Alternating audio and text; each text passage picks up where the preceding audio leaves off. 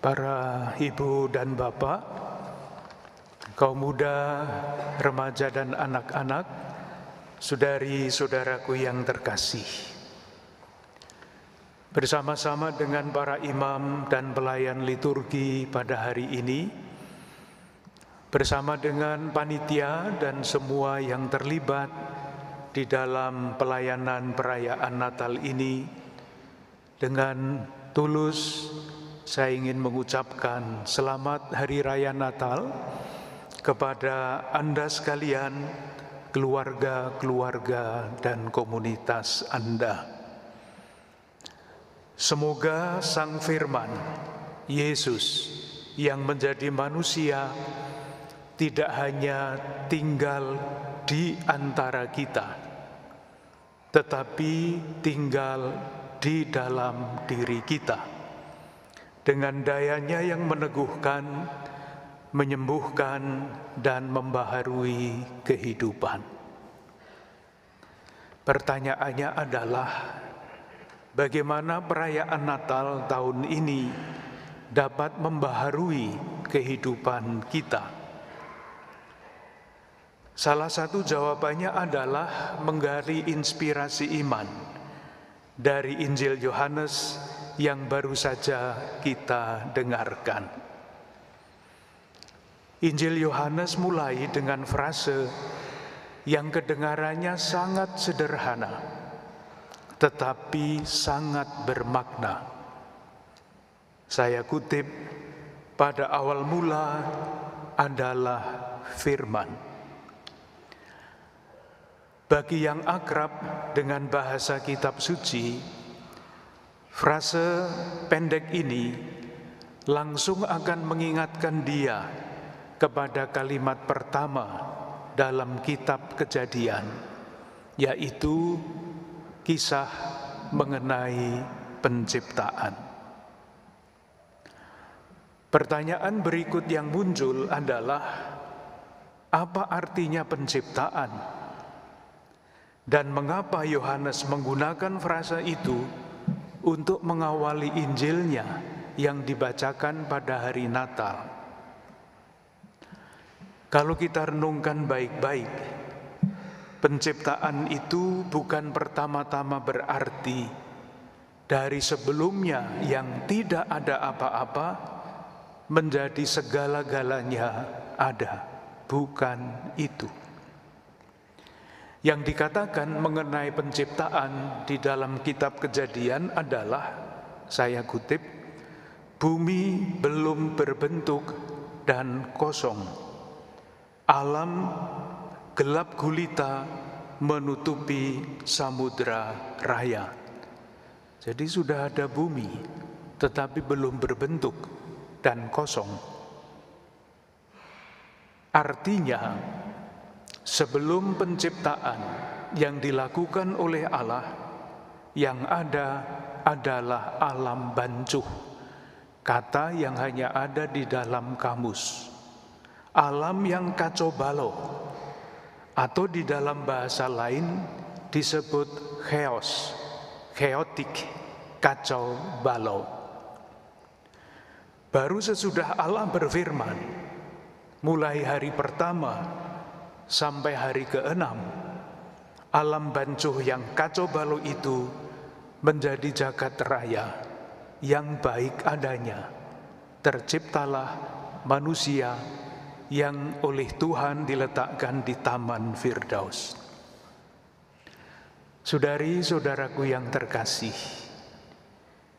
dengan membuka Injilnya menggunakan frase pertama dari kitab Kejadian, dengan caranya sendiri, Yohanes ingin mengatakan kepada kita bahwa dengan menjadi manusia, Yesus, Sang Firman, menghadirkan penciptaan baru.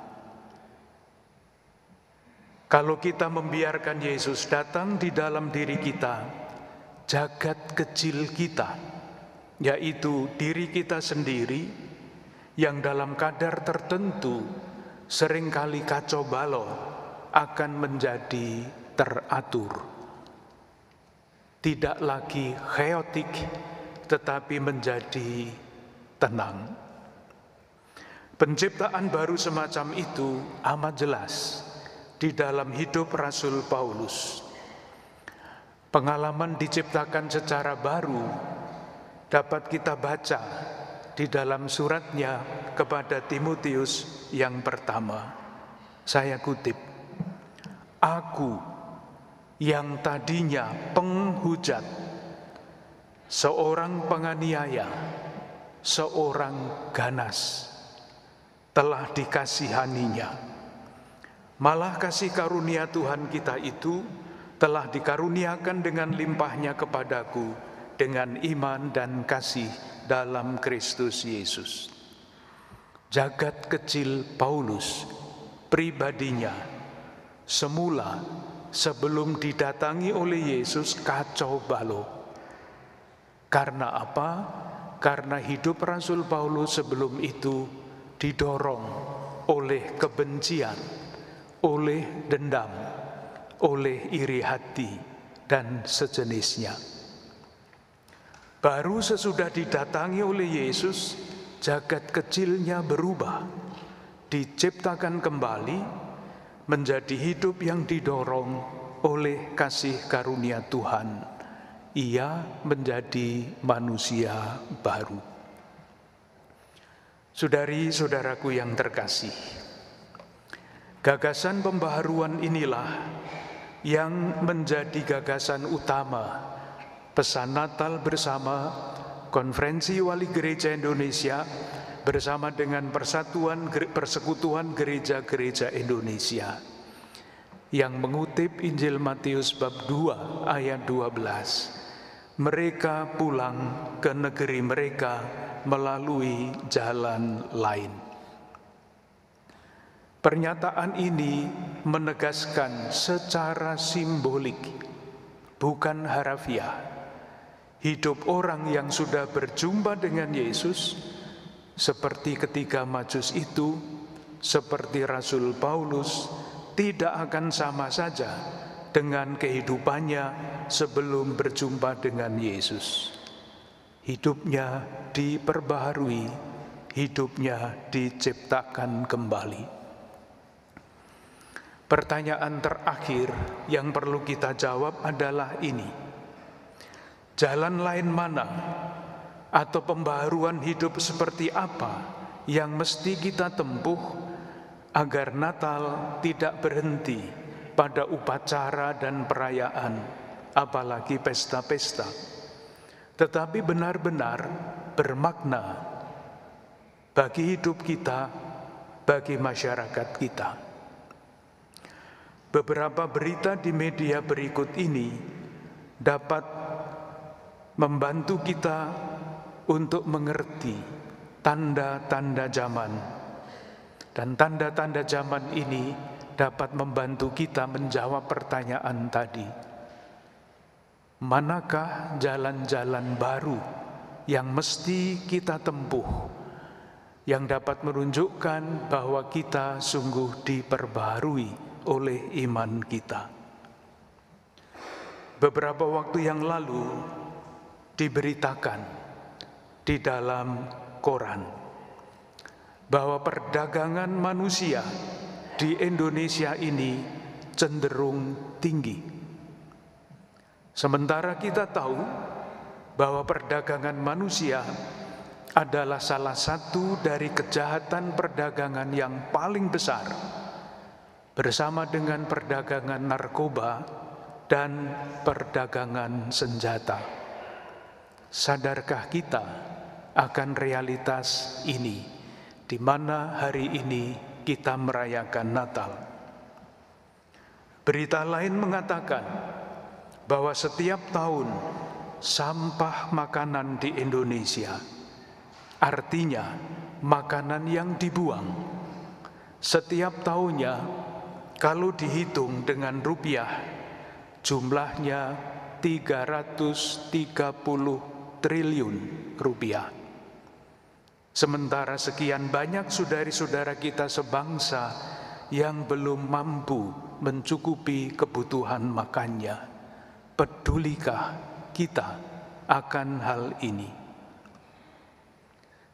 Selain itu, sebagai pengguna media sosial, kita sadar, kita tahu bahwa ada banyak ujaran kebencian yang berseliweran di media sosial kita.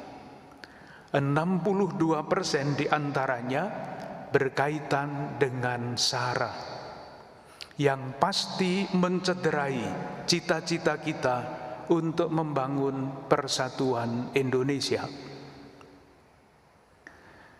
Diberitakan juga di dalam penelitian yang lain bahwa ada kurang lebih 800.000 situs penyebar berita bohong, yang pasti menghambat cita-cita kita untuk membangun kemanusiaan yang adil dan beradab. Saudari-saudaraku yang terkasih, tahun ini kita merayakan Natal di dalam konteks antara lain seperti itu. Di dalam konteks seperti ini, perayaan Natal tahun ini mesti mendorong kita untuk tanda petik seperti ketiga orang Majus pulang melalui jalan lain.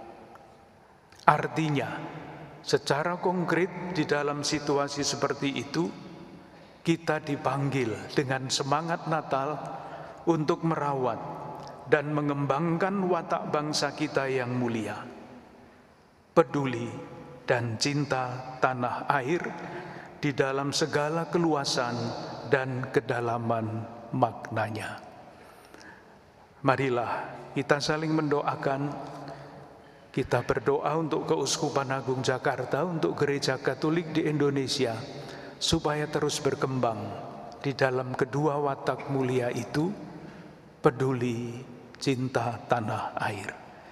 Dengan harapan itu, marilah kita lanjutkan ibadah kita.